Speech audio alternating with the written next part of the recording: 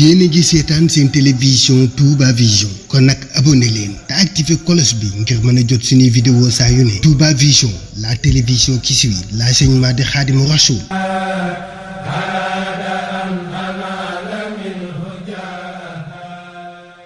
waaw jërëjëf daje bile damay ci bég déjà man Souleymane Bachir Diagne xam nga damay jàngale philosophie ca Amérique ci université bu ñu naan Columbia University. yàlla àtte na sax léeg-léeg ñu ma bokk ci ñu fay gàttandu sëriñ bi su ñëwee ci Bamba Day bi foofu ci New York. waaye li ma indi nii tey du li may jàngale Columbia mais li ma bokk ci université Cheikh Ahmadou Bamba. ndax sëriñ bi daf ma ci woo xajal ma ci wóolu ma ci ca njëlbeen ca ba ñuy sos université bi. léegi nag moo tax bu daje bu mel nii bi mu amee nga xam ne daje la boo xam ne bi daje wu université Cheikh Ahmadou Bamba bi la ak daje wu ICESCO mooy organisation bi nga xam ne bi pays musulmans yi pays membres de l'OCI taxawal nañ ko mu nekk daal genre UNESCO wu pays musulmans yi équivalent wu UNESCO wu pays musulmans yi donc di toppatoo mbiru science éducation ak culture. ICESCO ñëw indi ay experts ak itam fédération des universités du monde islamique ñu ñëw fii ci loo xam ne lii lu précis la lu pratique la muy def formation ci numérique ci plateforme numérique boo xam ne bi dina mën a tax suñu faculté suñu njàngalekat yi ak suñu équipe technique yi maîtriser ci wu internet pour mën ko servir loo si njàngale bi. loolu moo ma indi mu nekk loo xam ne lii lu am solo la ndax gis nañ ko déjà ci Covid bi xam nga Covid bi. won nañu ni jàngale à distance donte ki lay jàngal taxaw nekk ak yow ci biir salle de classe bi moo ko gën am na ba tey solo su ma ko seetee ci man mi li ma may ma mën a ñëw ba fii wuyu woote wu sëriñ bi mooy njàngale bi nga xam ne waroon naa ko def lundi ak mardi. maa ngi koy defee fii maa ngi su ma jógee fii ci jàmm ak salaam daal di def fi Zoom jàngal sama étudiants yi nga xam ni ña nga ca Columbia. kon yooyu ay avantage la bu ñu itam ñàkk xam ni am na ci ba tey ay inconvénients itam yoo xam ni mën na ci ne.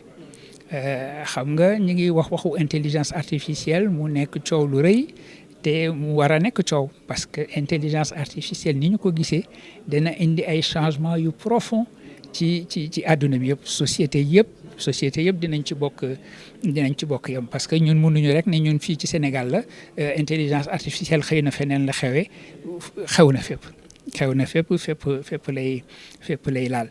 mu mel na par exemple soo ko seetee intelligence artificielle bi ñuy wax première chose bi amoon ay robots yoo xam ni dañu remplacer doomu aadama ci lépp loo xam ne lii mécanique la lu muy liggéeyee ak loxoom wala yaramam muy loo xam ne mécanique la yëkkateeg teg wala nga dugal di rocci et cetera waaye léegi capacité intellectuelle am ak capacité créative ci boppam la mel na kii bi mën na ko waaw.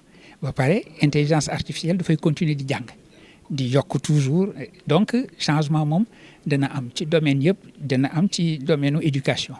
léegi nag ci domaine éducation dañu war a maîtriser outil bi fexe ba nga xam ne bi dina jëriñ li nga xam ne moom la ñu namm ci suñu jàngale bañ rek am une attitude défensive xam nga professeur yu bari dañ ne waaw ChatGPT bi mu amee de soo atul léegi tricher dina yomb élèves yeeg étudiants yi yow loo ciy xalaat tricher que seet kuy tricher bañ tricher yow seetal outil bi déjà ndegam am na njëriñ.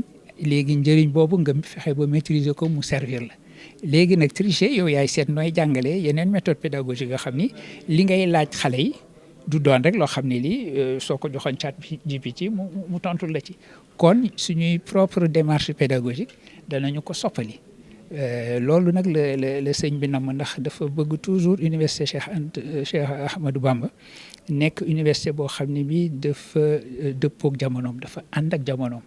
moo tax bi may def présentation démb dama fàttali ne université bi dafa nekk université bu dynamique benn ba muy yegsi dafa ñëw fekk fii institut Al Azhar yi daal di mel na dafa tegu ci seen kaw mel na étage bi mujj ba pare dafa continuer toujours di développer wu nekkul rek loo xam ni dafa figé wu dafa bëgg toujours di développer moo tax sëriñ bi mu gisee mbirum plateforme numérique yeeg yooyu mu bëgg daal formation bi am ci suñu enseignants yi ak suñu équipe technique yi muy loo xam ni dina profiter université bi noonu la ñu amee ñaari fan yi nga xam ni atelier bu am solo wax dëgg yàlla am na ci experts yi nga xam ni ICESCO ak fédération des universités du monde islamique yebal nañ leen.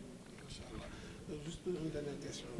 Est-ce que mën ñu sentir que dafa am benn barrière bu am ba tey entre l'enseignement arabe arabo-islamique sax mën wax ak l'enseignement occidental bi nga xam ne ko muy système bi mooy au Sénégal parce que boo seetloo fii peut-être on a dit l'université de Thiès mais il y a pas peut-être c'est les membres sont là mais il y a pas entité ICAP carrément ici IGB ou te xam-xam bi fii génn dama jàpp ne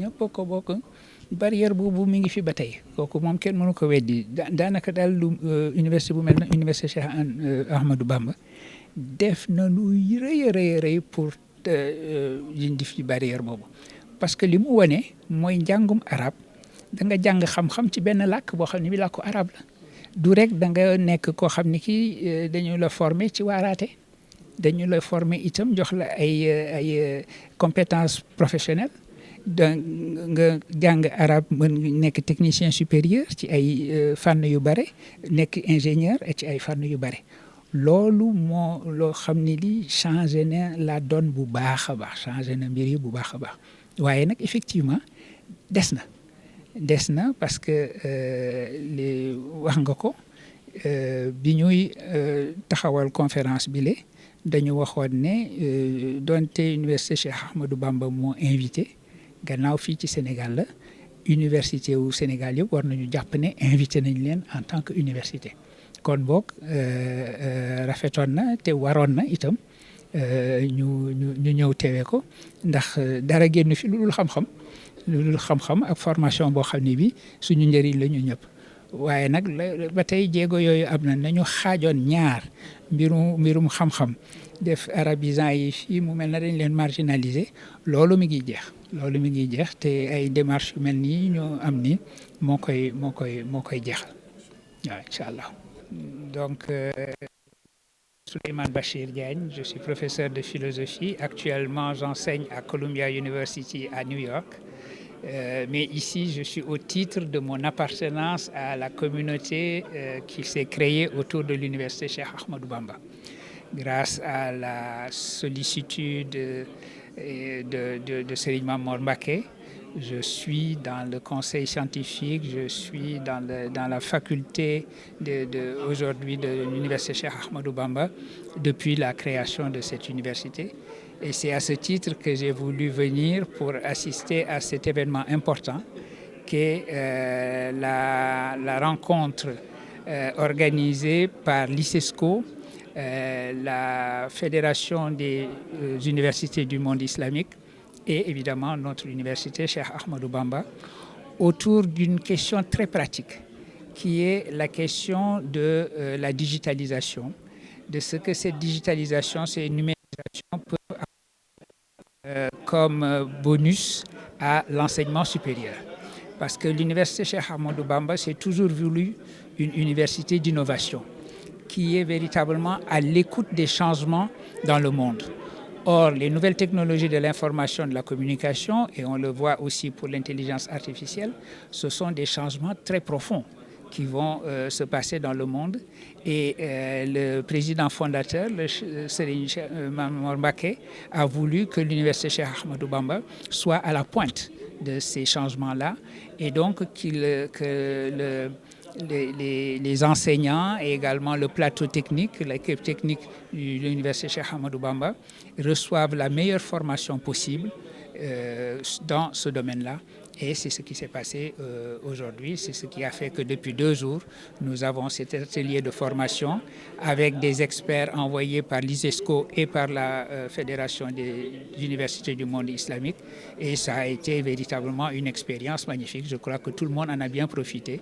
Et nous ferons profiter évidemment nos étudiants. Et puis, au fond, parce que c'est une université d'ouverture, nous pourrons également faire profiter les autres universités de notre pays.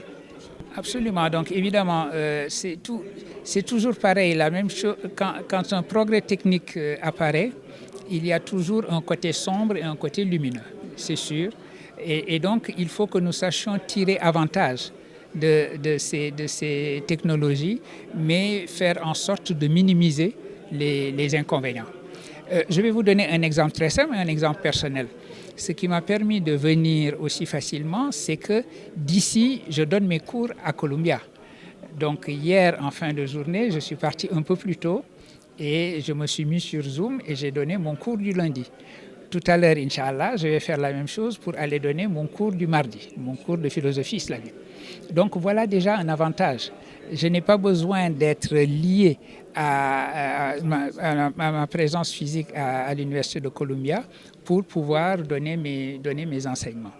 Et ça veut dire aussi qu'en définitive, je peux donner un enseignement en un lieu donné et puis ensuite que cet enseignement se répande dans d'autres endroits. Je peux parfaitement faire un cours à Columbia et en faire profiter les étudiants de l'université Cheikh Ahmadou Bamba, par exemple. Donc voilà des avantages qui sont là. Mais évidemment, il y a eu tous les inconvénients et il faut en prendre toute la mesure. D'ailleurs, cela a été dit pendant l'atelier. Aujourd'hui, nous voyons l'irruption de l'intelligence artificielle dans notre vie. Et ça va créer des changements colossaux. On est juste au début des changements que l'intelligence artificielle va créer.